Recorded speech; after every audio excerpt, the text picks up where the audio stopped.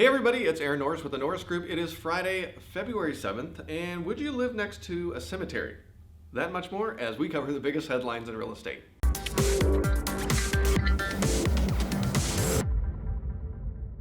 Don't miss the radio show and podcast this week. We have Aaron Mazzrillo, a local real estate investor based out in the Inland Empire, and we're going to try to do a little bit more of those local experts kind of things so people can find themselves in the business and hopefully launch off and hear what local investors are doing to make the business work. You're not going to want to miss the next 2 weeks with Aaron Mazzrillo. The NAHB reported builder confidence in the 55 plus housing market decreased 4 points to 68 in the fourth quarter. Home prices increased by 4% year over year in December, according to CoreLogic.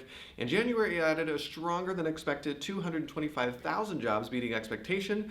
Unemployment, however, went up to 3.6%, but only because the workforce expanded by 0.2%. And mortgage rates decreased in the third week in a row, with 30-year rates now at 3.45% and 15-year rates at 2.97. There's that too. It's been a while. A new real estate listing has just hit the MLS in the downtown San Francisco area for $100,000. Yes, finally some affordable housing in the Bay Area. Of course there's a catch.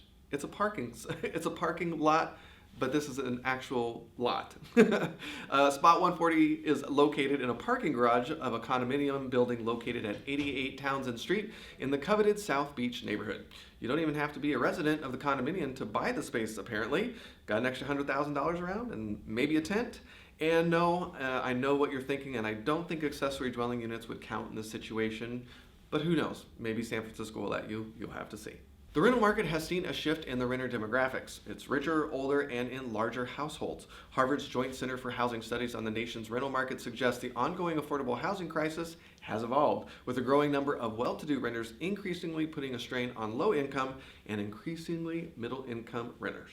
According to Inman, more homeowners are choosing to stay in their home much longer. Adam data actually shows that the time homeowners are spending is hitting an all-new high since they've been looking at this data set since 2000. Homeowners who sold in the fourth quarter of last year had owned their home on average 8.21 years. That's up from 8.08 in the third quarter and 7.95 years in the fourth quarter. So we'll have to see if this trend continues. I guess Connecticut is where it's the strongest, but across the board, looks like people are hanging around longer, and that's what California data is showing as well. Are homes still selling for above list price? Great question, and Zillow says, not so much. Homes sold above list price fell to a 3-year low in 2019. Only 19.9% of U.S. homes did so, and that's down from 21.5% the previous year.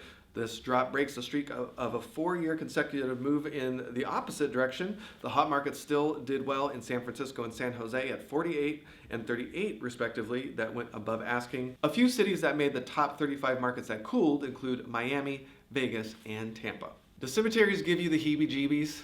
Would you live next to a cemetery? Well, let's weigh the options. It's quiet. I mean, dead quiet. 2, it's like living next to a very peaceful park setting. Cemeteries are very well manicured. And 3, it's probably more affordable. Actually, usually 12% more affordable than a house in the same neighborhood, not backing the cemetery.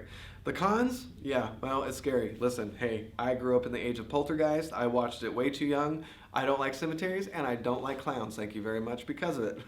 Cemeteries just freak some of us out, and there's no way we're going to move close to it. There's also the fear that you might risk, maybe get some risk from decomposing bodies and the chemicals that are involved getting in the groundwater. I didn't even think about that. I would love to hear what you have to say. Would you live near one, and have you worked on properties where you had to sell them? Flippers, especially you're rehabbing a house next to a cemetery.